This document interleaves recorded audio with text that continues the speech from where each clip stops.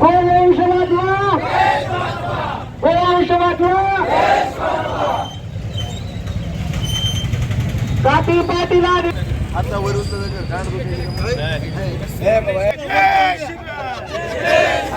भावांनो, आपण सर्वांनी आता एकत्र आलेलो आहोत.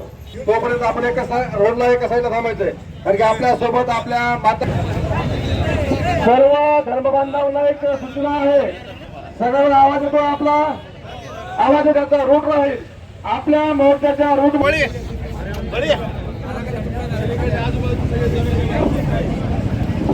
बरोबर. महिलाच्या नंतर माता बहिणी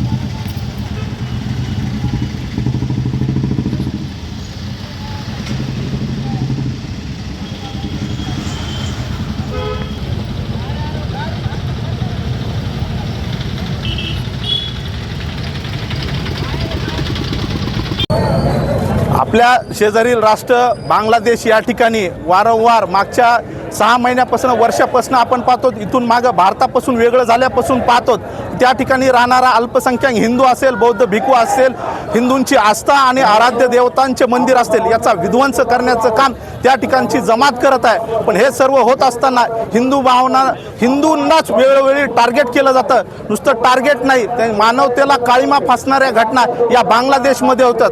एका माणसाचे जर 35 तुकडे या बांगलादेशमध्ये होत असतील, त्यासोबतच ज्या माता भगिनी त्या ठिकाणी हिंदू माता भगिनी राहतात यांना बुरखा घालावा किंवा हिजाब घालावा यासाठी त्या महिलांच्या इज्जतीची खेळवाड या बांगलादेशमध्ये होतो. त्यांच्या इज्जतीचे धिंदोडे, एक अवघी 14 वर्षाच्या मुलीचे जर का तिथं इज्जतीचे धिंदोडे काढले जातील, तिला नग्न करून जर का तिच्यावर वार केले जातील, तर भारतातलाच नाही तर संबंध विश्वामधला हिंदू कुणीही शांत बसणार नाही. मानवाधिकाराच्या गप्पा हाणणारे, मानवाधिकाराचे सो कॉल्ड पुरोगामी देशामध्ये कुठलीही घटना झाली, हिंदूंकडून जर काही झालं तर त्यावेळेस ॲक्शन घेतात.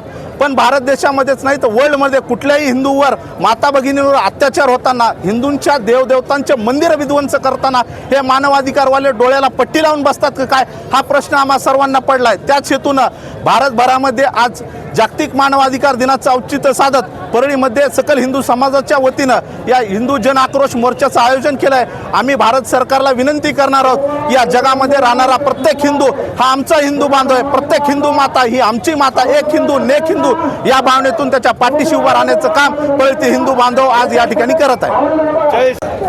परळी शहरामध्ये भव्य असा हिंदूंनी मोर्चा काढलेला आहे. त्याच्या पाठीमागचं कारण बांगलादेशामध्ये हिंदूवरती होत असलेला अन्याय, अत्याचार हा त्वरित थांबवावा.